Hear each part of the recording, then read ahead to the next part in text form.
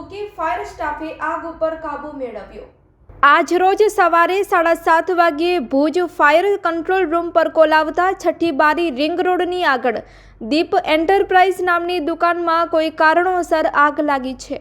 Fire staff તાત્કાલિક ઘટના સ્થળે જઈ આગ ઉપર કાબૂ મેળવ્યો હતો, જેમાં સ્ટેશન ફાયર ઓફિસર સચિન બી પરમાર તેમજ ફાયર સ્ટાફ વાઘજી રબારી, સત્યજીત સિંહ ઝાલા, ઇસ્માઇલ જત, વિશાલ ગઢવી, જિગ્નેશ જેઠવા, વિશાલ ગોર ટ્રેનિંગ સ્ટાફ જોડાયા હતા।